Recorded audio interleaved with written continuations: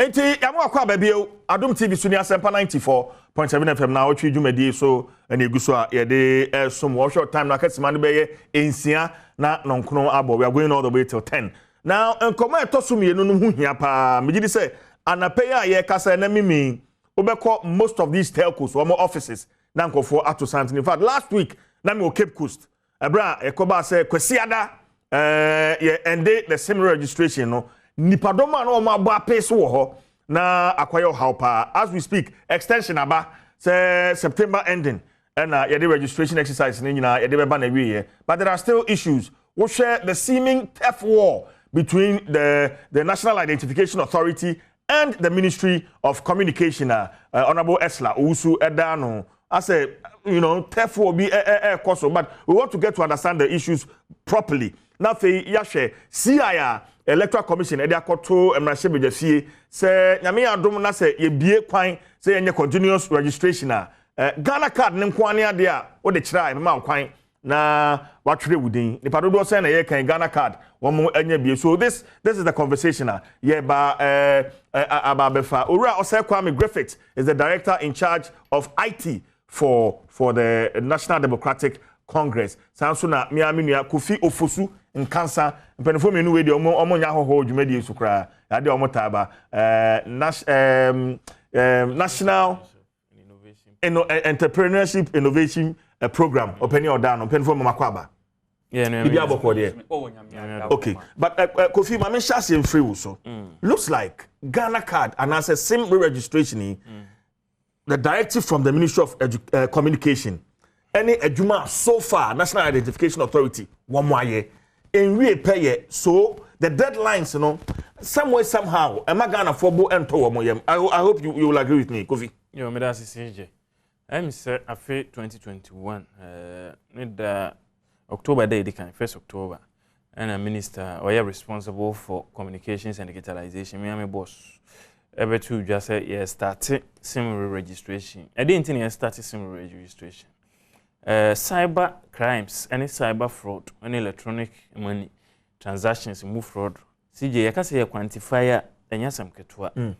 Oh ho no be afro me dwetra me de momo me di jama me ba obi asende prompt bi ama na ma wa respond ama malusu 20,000 malusu 30 nkrofo dwetre ene ade eko worldwide we quantify the value of money consumers of electronic services elusu to cyber fraud and cyber crime CJ yensam ketwa Ghana yenso ye kan ho bi ntina me boss honorable Esla Obai or Hema National Cyber Security Authority, or Computer Emergency Response Center, incidents, any idea of solve what's idea.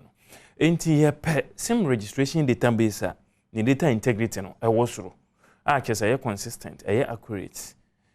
Say information, who do I, ya Ghana card, Munina, a baby, a tier, your digital address, any Adam for personal information, your madam Ghana card, and so say, I smart card. Information or a was on yasam kutwa any international standard card a yo bia no eyepe na ye nyansa information ni ebe link to or SIM registration na what this SIM no na mobile number no ekudi bone pe na kese ya den ya be yiwaba eti ehu hia pa yi na ye start yi nipa 42 million na say omo ewo SIM cards ewo krom ha both data and voice 42 million abroad population so because obu ha sim no o miensa obu ha online obu ha onum na enipa omatimi aye linking no eye star 404 na first stage of registration no 25 million out of the 42 and omo nso atimi complete process ni nyina no 16 million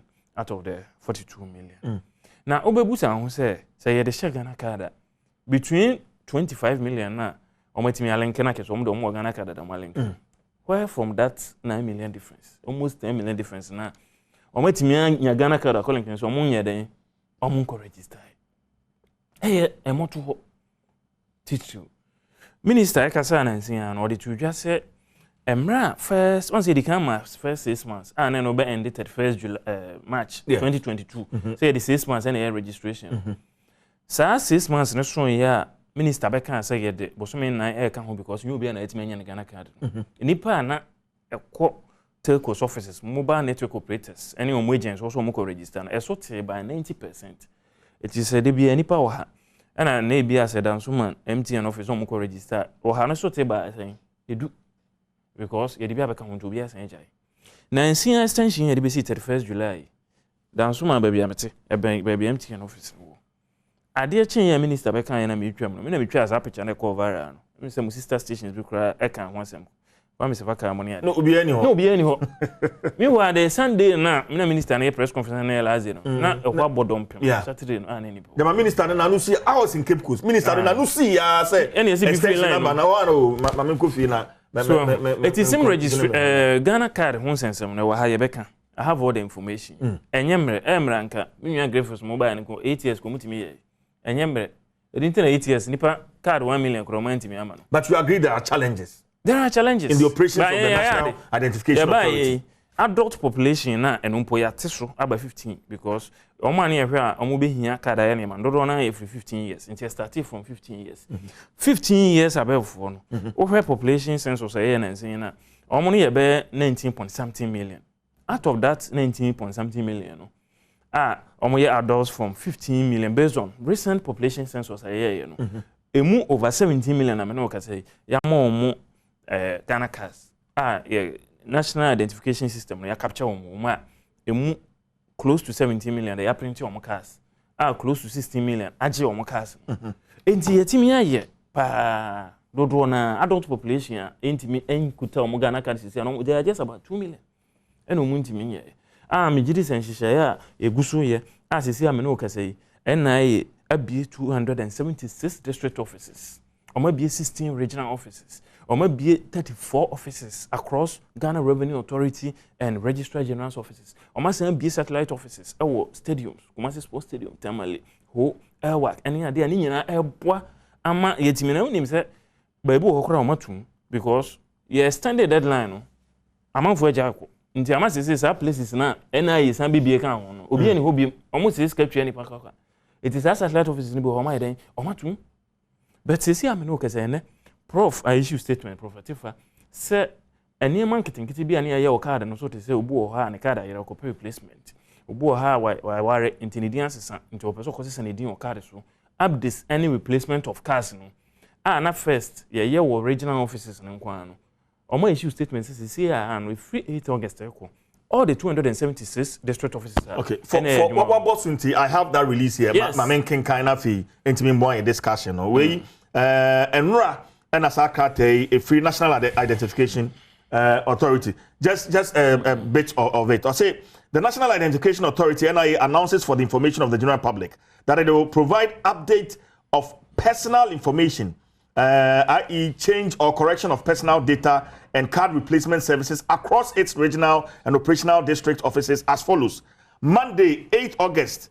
2022. And no, update of personal information service at the 16 regional offices. 16 regional offices. 2. Monday, 8 August, Cornwall. So, card replacement service at all the 275 operational district offices. 3. Monday, 12 September. Monday, 12 September 2022. Update of personal information service will be decentralized to the 275 operational district offices. Continuous registration services already taking place at the regional and district offices will run alongside the services stated above, while card replacement services currently being offered at the 16 regional offices will cease from Monday, 8 August 2022. Applicants requesting the update of personal information service must observe the following guidelines. The guidelines, so that is the wapa, but you every bema as and when needed. No, you better so the release in the moon seven the aba. Yes, intimi no. Aban aye sanhihye nyina serebe ya Ghana fododo na betima eden enya cars. Na de ya wo mkra ne say ye start dwumade we no. You deploy 76,000 temporary workers across all the system regions of the country to register Ghanaians. But who have been doing oma fodi or mams? No matter because nini panya day. Enko. Entin kasa cha manake nationwide registration. Aye we I am up unfortunately.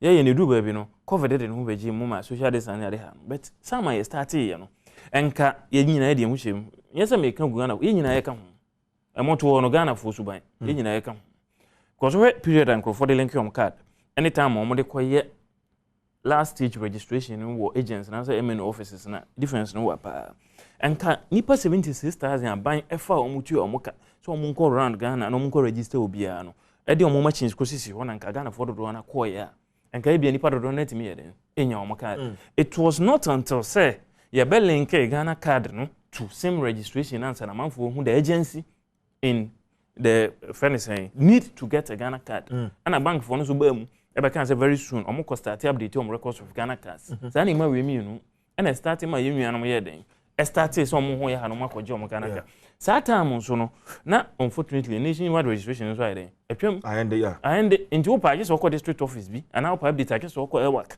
and okọ premium center any for class and premium center so person ho jojo wa card ni free there said them one digital center here premium center for passports and ubetu usika na obetene condition ni atwati ama oni aye o passport ama 1 week actually 2 weeks no anya passport that's na Ghana card say car bank why premium center oh 250 Ghana cedis na o my Ghana card sana ba bia ye no the services are tiered na obi anya na so na de okọ head office nso a ebi wo ho sa yaye we nyina achi ya ntimi anya numbers ne yepe no enti aban se de bi ye ntena ho ti say we are going a step further to deploy a self-service application. No, wow, you feel in the comfort of your homes. Now, we use app, no, they are capture details, or capture Ghana card. Your database, they be verify, adding against. Near check is ampa, BBI pepe. Then you say information be a cake. Any no. Yes, open another window for Ghana for BB into Mako Cabruchri. I went to me on your Ghana card say.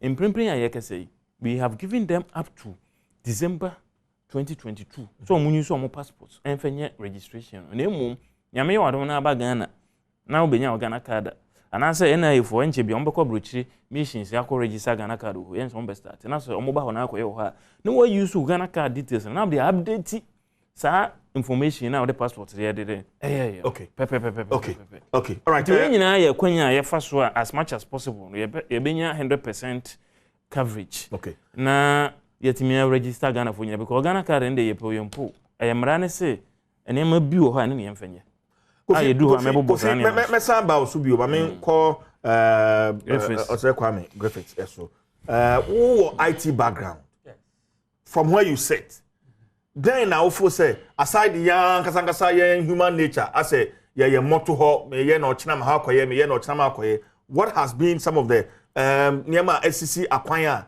who say I say one acquisition of Ghana card no ankasangasa no acquire a little bit of a challenge afi ye de ba be re-registration no so our koye challenge who ni saying ye de ka ba chia ohwefo ni watiefo nyina say utie de menu ai kan na yetietie amanfo the follow sa process ya and there's a history to it a little meba ho what I can say is they made me aka and it's aban eye wo mo akache no a eye NCA any akache no a wo mo ye ministry no any NIA wo mo eni nkuta ho papa sana hu no sana me NCA Ministry of Communication NIA nkuta ho no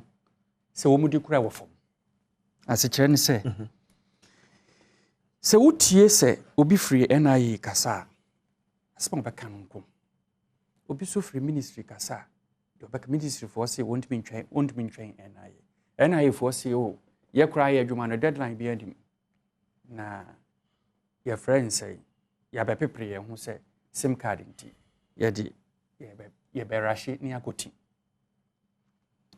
mami ni kan emfa NIA for eyo mu data wo mo de aba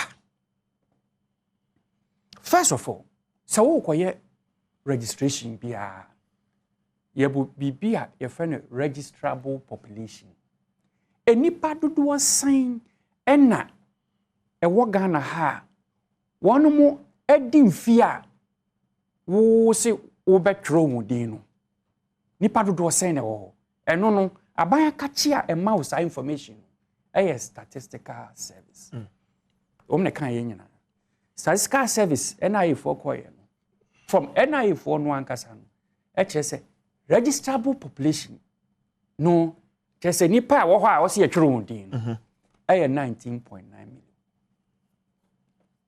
That is the first number we need to take note of. 19 point. Let's say almost 20 million. Yes. NIA ankasa so kire say enipa wonu mo ba say yentro wundin a yetimi atro wundin ebi kwaye a yentimi atro wundin o yenyina wa Ghana ha we can deny this but they have some people womu mai cross ye betro edin ena ye woni pa so a woru ma ba say ye betro edin enso no ma bia nko ye nti wo ma ntwa atro wundin krom kofie na nipa a yetimi atro wundin no omo so eye 17.2 million ye bebo na ya ba so on my 17.2 million biometric system with 17.2 million nipa opepe edunsun ewo mu no ade a on my idea out of registrable population of 19.9 yes 19.9 yeah it is quite a remarkable feat on my idea good on my register one ena wama print cards so cards near 16 point something your friend mami pick the what I wrote exactly. Yeah. 16.5 million. Yeah. 16.5 million. So one more I print on cards. Just say you register where we and 16.5 you print card. Now you print card 16.5 you print card. A move 15.7. Yeah, the card amount issued. Yeah, the card amount. Enti sa wo hwemu a na de akoba ne se nipa womu ankasa krado wo aba ma yetimi atwere wondin no 17.2 womu ya de card ama wo 15.7 na say 1.5 bi wo bu a womu nyamfom so bia womu sanka wo card sankrofo yi wo ye wo sim card a wo de deadline ba ya no womu nyamfom so bia wo wom timi and register on SIM card. And to say 30th September, Uber started say Uber broker services. Who take your offer? Who deal? You say, and I foresee a bama Janahoji, an ambwa, your friend Bruni friend instant issuance. Uber call NIA, your bone sano, your child photo, your child iris, your Jew dini date of birth, DBI, you repair or see a card amount. Solution ya umuto magana for. But from the beginning of process no nina no okwa your mount cheat and I am krata bi na odi akọ card near ready a odi krata no aba. Aba bejo card. Sa no. Say ye wo propose solution and a reality so. Yeah. Sanity. Just am kwose de esi e hwe amanfo bo no. Say ye be ma wo gina wo je na anko no sa. Enye hwe nyame ncha de yetimi aye 17.2. Me count here. Me can see don't forget, sir, there's also a category of people who call home. Yentimi register on cry. And also be because system ni be na problem wo ho. So no me tin wo mo de ye ka say ko na san bra. Cobra bi. What's the Afari Gyan saying? They hin wo ma. You can't capture them. You don't have the figure. I'm just saying, say those people also exist. Exactly. Let me count as it. But we don't have a figure to it. Yes. But registrable population of 20 million, a move 15.7 in our card. Just say you 4.3 be our money card. Good. Ebi so dia so one woman ko. Me bua mini. Let me count as it. Now, but that population, you know, will exist between the 17.2 and 19.9. Yeah. That gap no ebe ye ebi okoya mentimi register mo ene bi so amman kokora let me count as good enti wo hwemu a but let me raise another cards now your issue no kra no the issued cards of about 15.7 million no there are people who have their cards and not that NIA this har release ya be obi a na ni din no spelling no yes no obi a ni age obi wo honom you know, when now was so yes, 15.7. I'll come to that. Okay. Now let us look at how NIA is supposed to operate. The kind, who build this system? Now, why mass registration? Obia maturity and all the critical threshold. Open number be a better run database. We are your continuous registration, the easy for so maybe.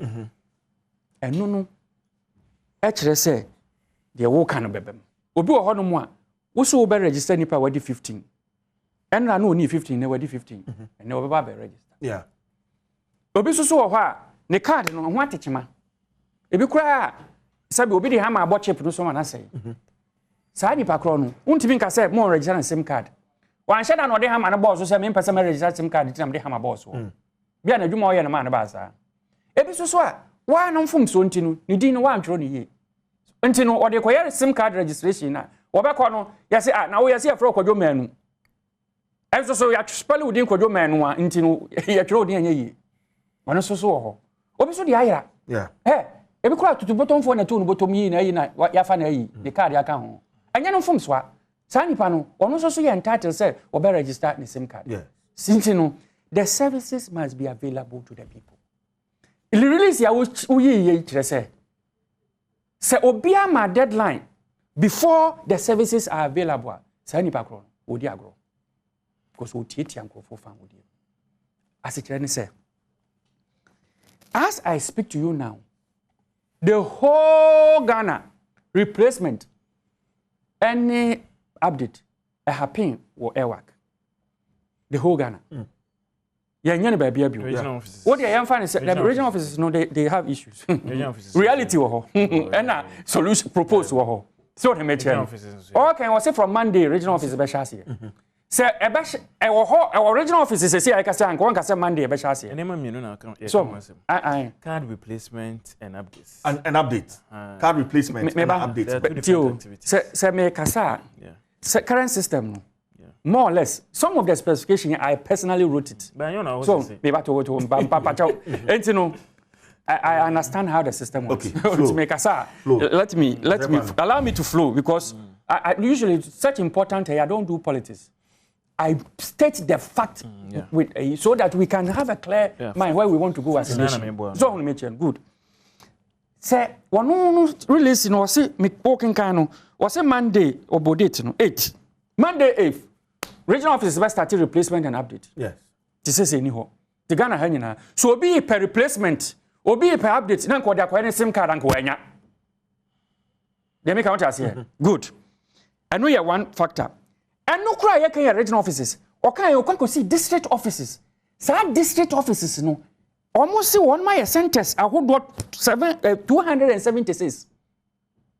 Such a system should exist at the minimum of our letter year level. I see. Se kobase obi e was say ono te bamboy. Na so of car e court district office wo ball it e 3 hours.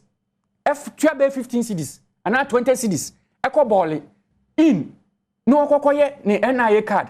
No so e 20 cedis e sa back to bamboy e bi assess partners probably to cross do ha with me awie na oye nyina na cobra nim no so ya another problem. Oka friend place so asanet. Me krom, wo de me fam krom. Ashanti region have quite road network is quite in existence. So if mamchimsi na say ofri mamchimsi person okwo pass here just offer moto bi at the come pass. E fa car free bo pass ba we amoase. No fa car free amoase abagona. Ansa na wabaye na yefo ho say me card ada say ayira na me ntro me din. And that solution no obi not mamchimsi no should be able to walk to a place and go and replace his card. So even if say want me emfa manu de bia e wo say utimi ka say kwasia de di kan bia wo busumi bia mu no ye wo bamtwem say ana say a friend say adwo de di kan wo busumi bia mu ye wo mam so you schedule it for them a hono every service so here wo bet because system no we issue card no no na nche say wa wie when you issue card now, wo mandate, wo ka say why issue card now? What the card man crofo wo kire say oni sa card now want me nko bank no. E wo say we provide the service this say ya tutu bottom for to bottom one. O betwa kwaje card no for. Yes sir, what you na fa ho die so. Dey make out say. Me tell pa. SIM card registration. Mo am say my 42 million, me data na me tro yo. 42 million. 42 million here. And the existing. Sorry. And more 25 million stage 1. So, no chess 60%, more 40% for stage 1. And more Gasamo say 16 million are a complete stage 2. And here 38%. When we are same registration. More the bosso main watching. I 38. I don't know why I set a deadline now. We have to be realistic. Let me come out and say no, when the people are not going. No. How many on card? How many on card? So, Entino say 62%. Again, I tell say, would it 30 days bring 62% coverage?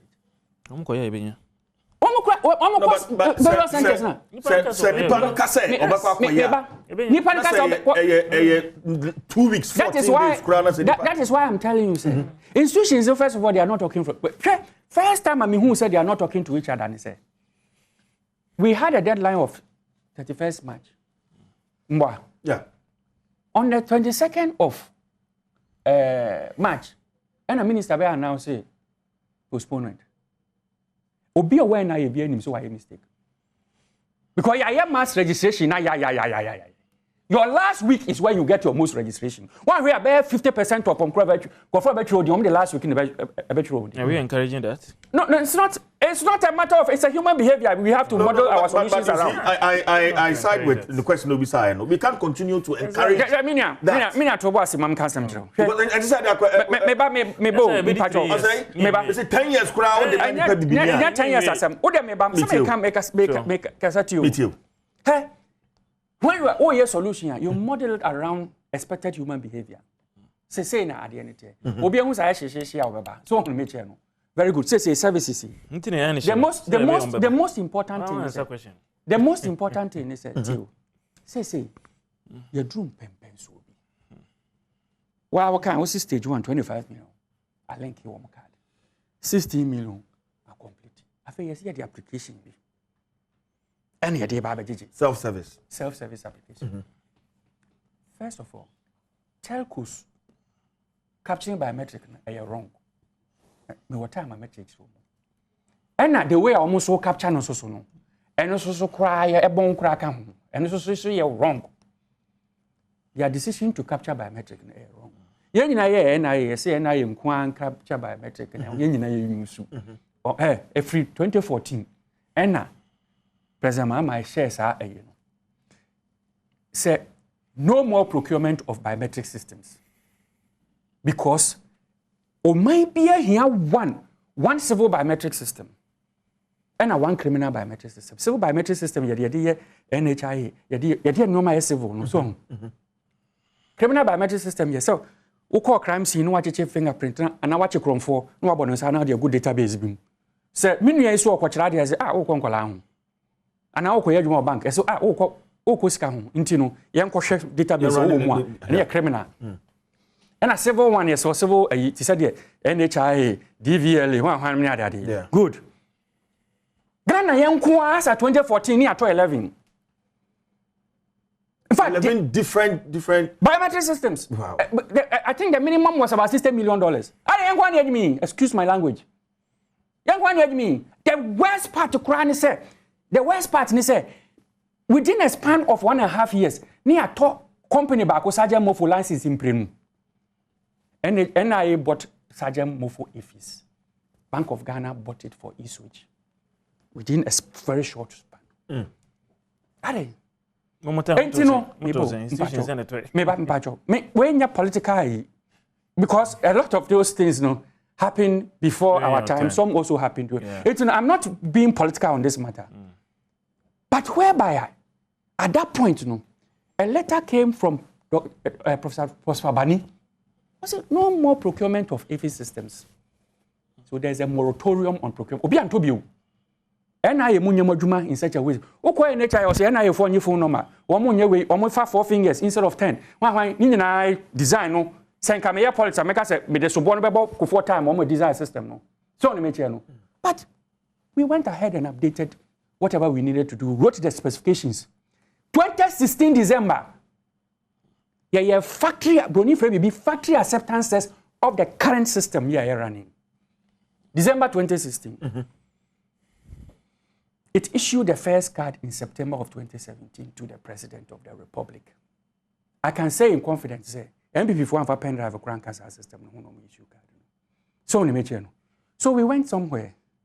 One of our father say, if NIA can confidently say 17.2 million, yeah, registration 17.2 million. The better one say, what my idea? I mean, I have my reservation. Don't you forget to say, I have been a critic of NIA. On contractual issues, on the nature of the solution. Right here on the... But me share baby a yadri. And I say, yamo ambasso so on my idea. But just like Professor Tefa Kanyan, say, who rational tia? Because they've made mistakes in the past. Baby, I say, a year, so card in Yajuma. Don't forget, there was a political decision from the politicians say NIA should issue cards without verification. All the cards you issued, through that process, cards in our chip because it is the verification process that opens the chip. And who say no, Obikuta US passport no free Heathrow my JFK bar. On for third level verification and call Heathrow. We are checking us a card in Yajuma. This such a person will have to go back to NIA and get the chip initiated. Okay. They make counter say. Me too. And you true baby. Say no. At electoral area level, the service must be available. Let's allow them to do that. Same card registration, Same card registration, Sabi. Nyankopon for 2 inch so say chinchina. I was said this year. They make counter say. And let us move at a pace. I am called diluted data and I am for application. So you don't see the agency First of all, the application is wrong. I have never seen any solution. And again, as also, Yamin Chadia, your biometric system is 11. A BN Honoma, a registered biometric over the friends, self-service biometric registration. Yes, sir. At the maximum, they say, if I control the date of birth, numerical data on control, but on make capture biometric. I did a registration actually biometric. And on our lines, baby, say NCA is re-registering people biometrically and also storing their fingerprint. NCA. I did a say for security reasons and for cost, a who knew for source of money bayano. One way Busamran so. Dr. Baobia, he came to support the decision that had already been taken. Why are we capturing fingerprints again? For what? I didn't think you're building another biometric database. I can't say a free necron institution be a NIA. Why are they not connecting to the NIA for verification of the prints? No one can say print or biometric. They make a mini what I say. Application will only come and dilute the registration process. Your registration process now to one will be fraud catcher say may send sika ma menu be never to phone so and not just a registration and going. Okay. 1 minute. Okay. 1 minute. Yeah, I can't be same card registration. Sabi obi antimi mpega no ho no nka say me baje amanfo sika say for this service or what? Parliament here.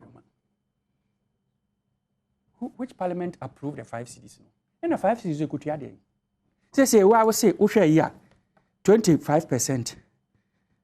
We could free more 62%. What I'm finding 25 million SIM cards. Or what? 1 million registration.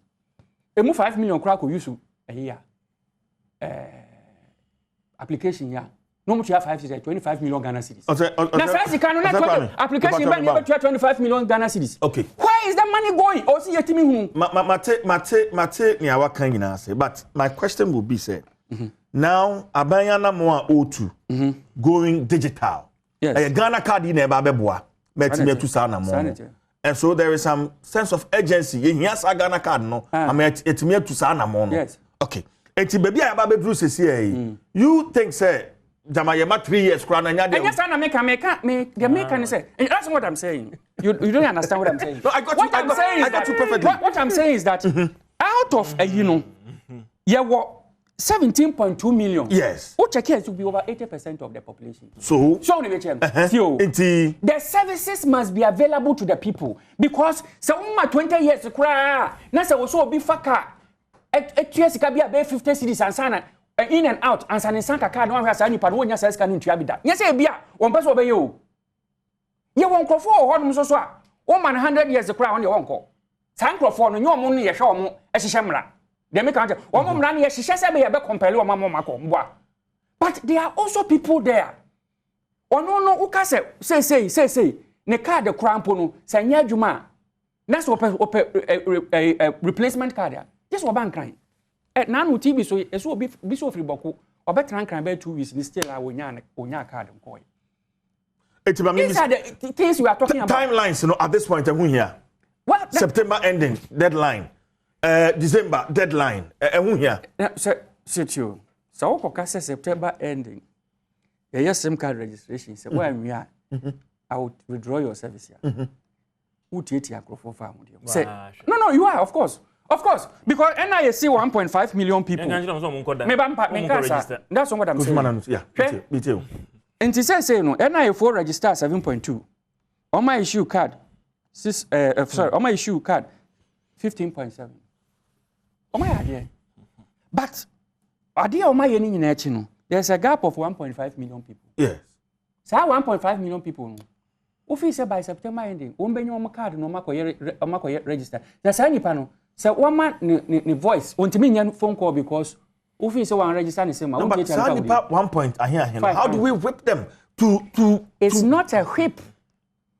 It is not their fault. Don't forget to say me no me anyina wa yesi gina hoji o ba when na the card man o ka tell me me pay card ni say member 2 years time na already gina hoji na anyina yanka say gina hoji e bi da so koso mebo yanka say gina hoji well e bi koso na e bi so ankoso because obi any wa the card man gina hoji mebo me that's for no so me ko yamra the Ghana card and you there you be start to say the comment na any voters ID okay but me ko for na yamra voters ID me no kasa say replacement and update of personal records no e bi e koso regional offices na e bi nkoso districts ba bia anything na ye trim ama districts bia regional offices na bi koso.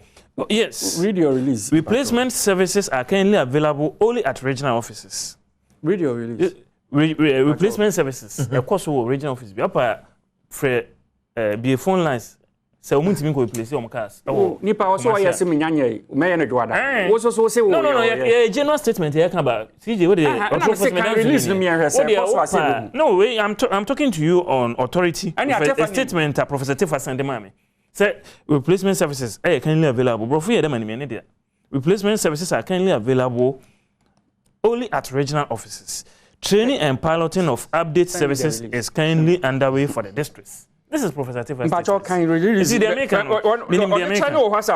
Yes. No, it doesn't make any difference. How different is how can you say from the old release in because I say Monday 8 August 2022 card replacement service at all 275 operational district offices. Districts good. Read the original. Okay. Good. Monday 8 August 2022 update of personal information service at the 16 regional offices. Is that the same as replacement? The replacement is distinct from what? The updates. The update comes with the replacement. Update comes with the replacement. Obi ko je ne card. Obi ira ne card. Na say ohun so be some information bia wo so a. Okwa ye sama no range. Manikasa. Oh, menya dwuma na ye menya hodwuma hoda. But almost statement be release bia me ye dem kan. Na me ne authorities no both the CEO and the IT director. I don't mean so me IT person. To me systems no meti ase. Okay. What you say? Almost koso replacement or regional offices nyina. No, but it's not true. And do up be phone line. How can you say the whole Ghana? First of all, the replacement is even where you have a problem. Please, let's maintain some decorum. Please, Kofi. please. Oh, one. No, make a Kofi. Factory acceptance was done in December of 2016. Don't come and say city and your system now. Sorry, Griffith. But the system was there. Once I update my Kofi, say me update me information. Yeah. Automatically it means that I'm going to get a replacement of my card. For instance, card name crime is here. Yeah. So me din Jerry Folson no, or me Jerry Folson LSON. Na say yes sama me a. You need a replacement. That is the point. Because updating here easy. It's just a software. Allow him. And only a distinct activity from Obia anonso wayira ne card. Mercy koso na. Wayira ne card no nsesa information bia wo so okoje foforo. Okwa they able to do the replacement for you. Update is distinct from replacement. These are two different activities. Samiti we me use ATM e bank. Na se me ATM kan wala ira na me kwa information e wo ATM so no na me san den akoje. Me kan se yense se me din kofi no enye no kwadwo ana akwabena e no makoye update. So there's no need for update. So as we are talking now, all the 16 regional offices and satellite offices in here, including Airwork, no, replacement. Where you an authority from NIA. And I don't know why we should even waste time on this. They are also creating impression. Be say over the 8-month period, you register NIPA 17 million, Yamakas 15 million. What they know your proportion, ratio 2 months na can register. Are we accepting say pay say they call register? Is that the standard? We cannot accept that because he name say deadline first 1/8 first March by no. Amount for year then I withdraw it. Oh man kwa ye. So what I say? It ain't mean you su any padodo I register in 8 months, no. And fair in cancel say proportion any ratio near the year say 8 months what register any per se. Therefore, if more or less device into work and we say so 2 months no be register any per se. Yes, and I can say jail to say nipa ko register on last day na de channel ko da eno ne yanuntum. Kofi mi ba. We shouldn't accept that. Say one NIA for kasa. They have concerns. Yeah. Logistics are adwuma. Yeah. I don't know if we've thought about that. Logistics. I don't get the issue of logistics now because you see, I mean, okay, say 276 district offices. No, ni nyina ye adwuma. Grofoko high and 10 down. You register all the 16 regional offices. Omo ye adwuma. Grofoko omo timi ko register. Kofi, say, but adwuma na koso. GRA, Ghana Revenue Authority. Any FNS Register General Department. Kofi, but you are talking on a national platform. Yes. So Obi wo Achiase district. Yes. Thank you. Otimi register general. I just only district. It's not the case. Wow. I just only district. We are going to cross check. And even accepted to open the phone lines right now. Yes. Minim system is 100% efficient. But be anywhere NIA offices no. Almost sorry, almost ejuma. But since when? Last year, you clearance to hire over 1,000 district registration officers. Okay. Any technicians, any registration assistants. As you see, I'm not say district office be any part for any year jumo. Omuko da. And I'm going to PCD. Wow. Every district in Ghana, they are registered. But Facebook, every district, come through with a comment. My regional district, district NIA officer. Yes. I mean, share your thoughts with us on Facebook. Adom TV on Facebook. For comment. Any replacement, any update, any district one. And on a year, they come from 8 August. And when she say statement na prof issue, and say activity beyond cost district office or my card, and I say Obaje card from 15 years and above na trading. You know, enter cry besan be under 15 years. Now for you cover the entire population. Afei NDC for year and omo boy so boy. Omo na 2018 through the general secretary. Omo can say Ghana phone ko register for Ghana card because of omo adwen omo anticipate say e be use Ghana card ato aba na bibinti. Omo preempt ade ana e be koso. No obi anso kan sa. Has anybody measured the effect of politics now? Also on your politics, we are talking facts. It's good. But unfortunately, yes, Anna, the party for 1 year, former President Mahama Kasa can be.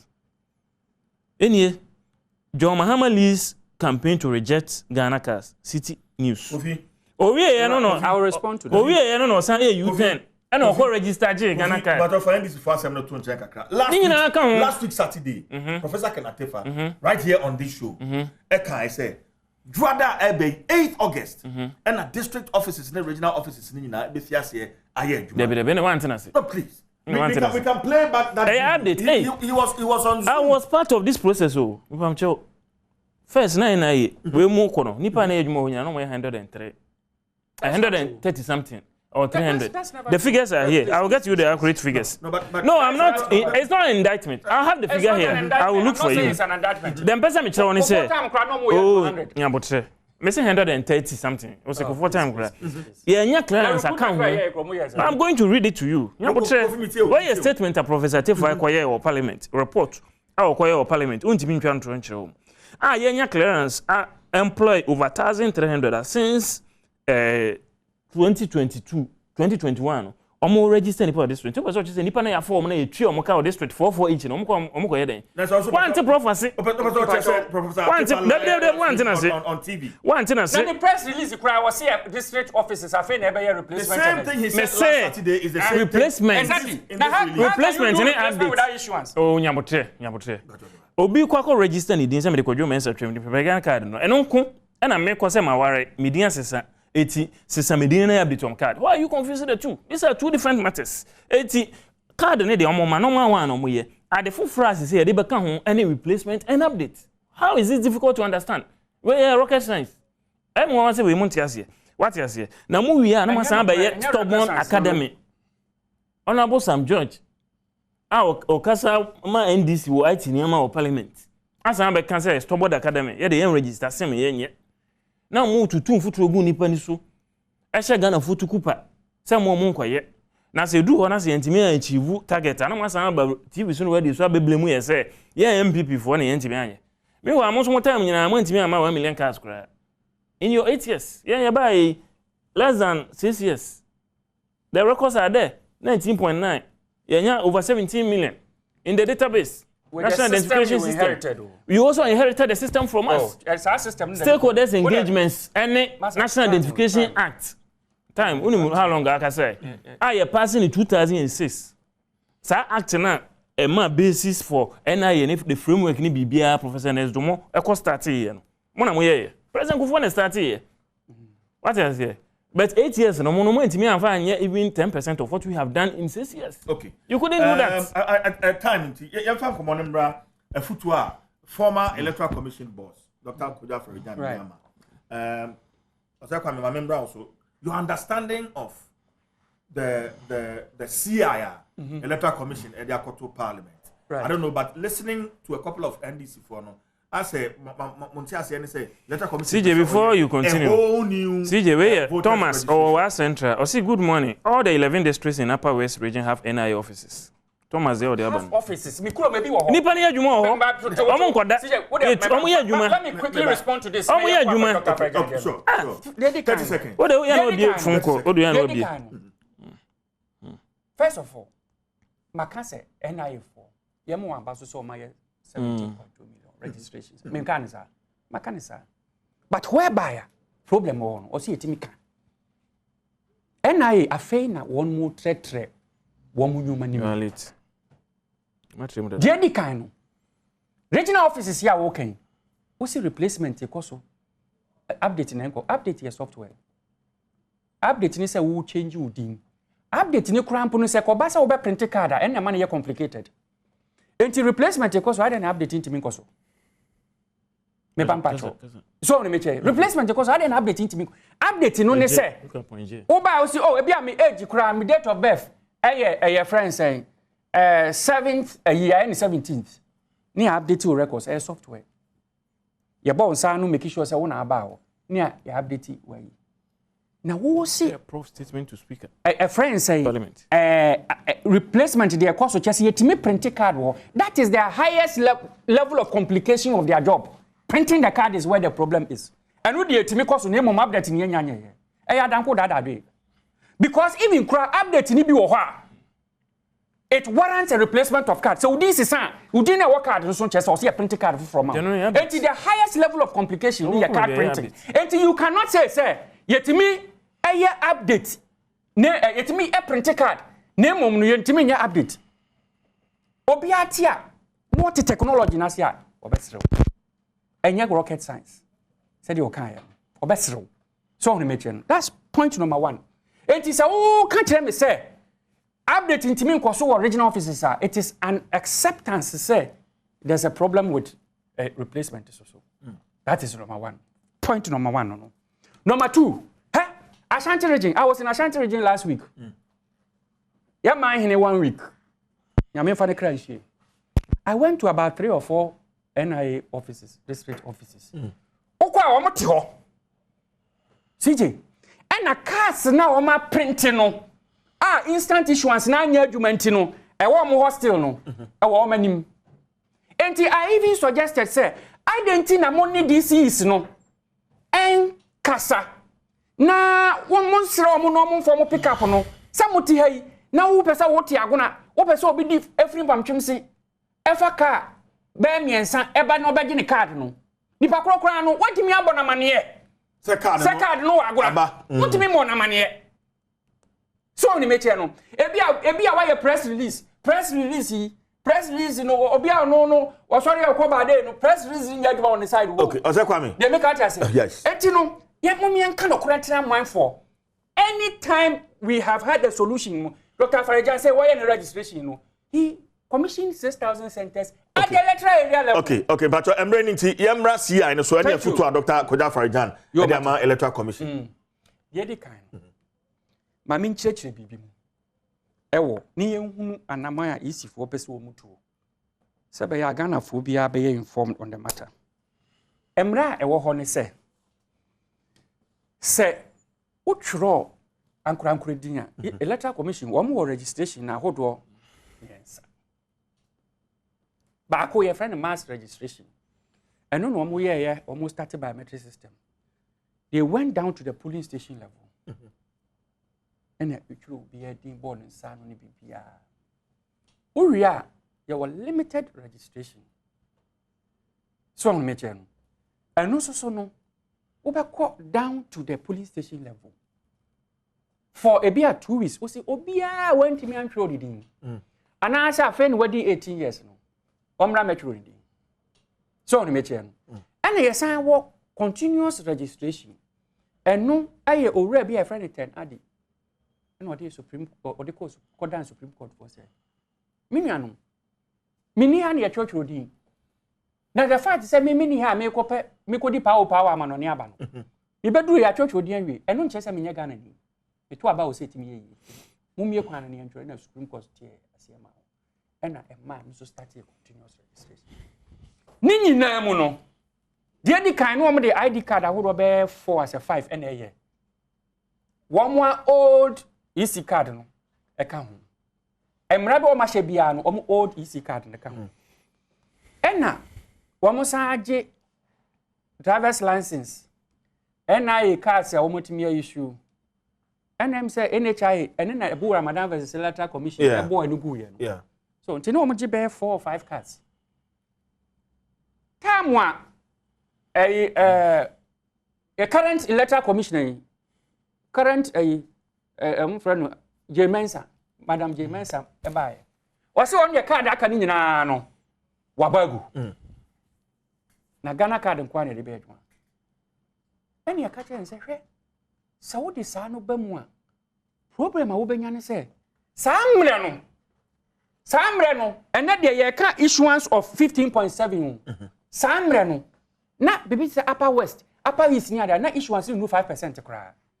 It's NDC for original said, where's our hydrogen? Ever mine. Intino Moma Yamfa common sense, a crank camera home.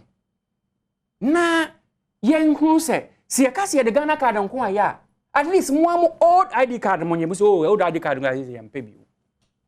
Ghana card and the electoral commission no can say okay send crofo problem with omo Ghana card ya the ebetinya ye ni say ubetimi abedi agina mu amobi say bi odi kro anasa assemblyman anasa ni relative bi ni busuani bi betimi de naba say asima siminu no mene na te ya friends afurufuni o Ghana ni upa ya hwehwe mu ugituma register no.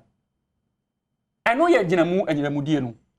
I am telling you on authority say, for the first time, last registration here, nipa e de saa no register no do so sin wo mo de Ghana card ko ye no efise saa mre no na ye nuanum NIA fo no wo munya penetration NIA also responded by issuing cards without verification so no me che no okay o se kwa me pato me producer say me activate phone lines in to kasari nyane e fa course whatever but am be phone lines no 03022111701 03022111702 03022111703 and 03022111704. Join the conversation, especially maybe I want a district, no, wako NIA office hall. You maybe be air course hall. You can. Only a second. Of course, me na say no.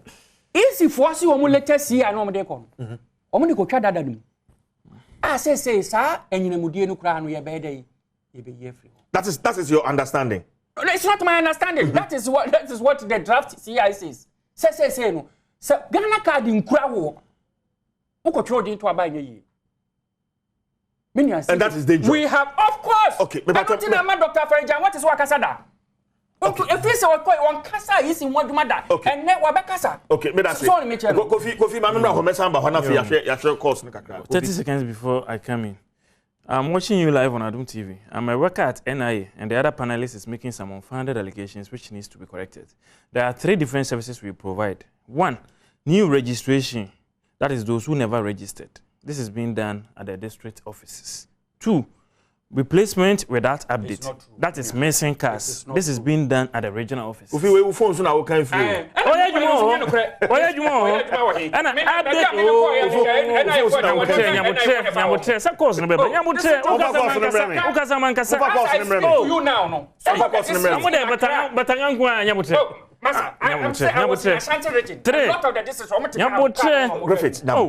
update without replacement. That is updating information that doesn't appear on the card. And 3B, update with replacement. Updating information that appears on cards and needs to be altered. Like I said, we also. It's okay that and just update. Replacement. Yes. One say now want to I don't know the origin one yet. But that point was clear. Very clear. On just yet. What's the BB and so origin replacement? No. He insisted. Yanko phone lines. Before some now me can about nipa NIA for permanent officers in 276 district offices. Recruitment of 1,326 permanent staff for NIA region and district offices started in April 2021 and ended in October 2021. Until since October 2021, these offices have been up and running and we issue new cards to the people. I know different from updates. New card fufuro. Okay. Okay. Francis Abahomano. So Francis, good morning. Oh, Francis Abahomano. Razak, good morning. Hello, Razak. Yeah, hello. Yeah, good morning. What you saying? Yeah, me Adomo. Would you I have an access free, Razak? Me access free Medina. Okay, Razak, here to you. All right. Currently speaking on the matter, say the national president NIA card electoral way for voters register, no? Voters register. I think it's unfair. Like as some people are saying, it's infringing on some people's rights. We know, say, we are going data, but at least we should use the system. System is not 100%. So what we can do is that we should give it time. And like gradually, at first, and I know we can say, 1.5% can register. But currently, we can see, say, we are moving forward. Okay. So bit by bit, we can move forward. And in the long run, no. All right. But that's Razak. Memfa Abbas from Wa. Abbas, good morning. Hello, Abbas. Abbas, what's your name? Abbas, Abbas. I don't know what the fuss is about, Sebi, because Yamra say, on my India or national identification system, Oko US, almost a green card, Oko Cote d'Ivoire, Msekadante, Meboa, Krobia Bekusubia, your unique identifier. And then the integration, harmonize all other databases. I mean, you can about systems are also near.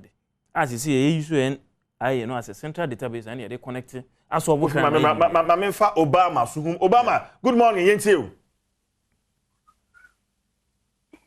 Hello, Obama, Yentio. All right. And I am Rano. NIA Act, Section 23 of NIA's Enabling Statute, the National Identification Act 206, that is Act 707, expressly provides that the national identity cards issued under this act shall be used in transactions which require identification. It is mandatory. The mandatory transactions which have been outlined in Regulation 7.1 of the National Identity Register Regulations, that's the 2012 LI 2111. The relevant portions are paragraph 7 J registration of voters. Thank you. What is here? Yes.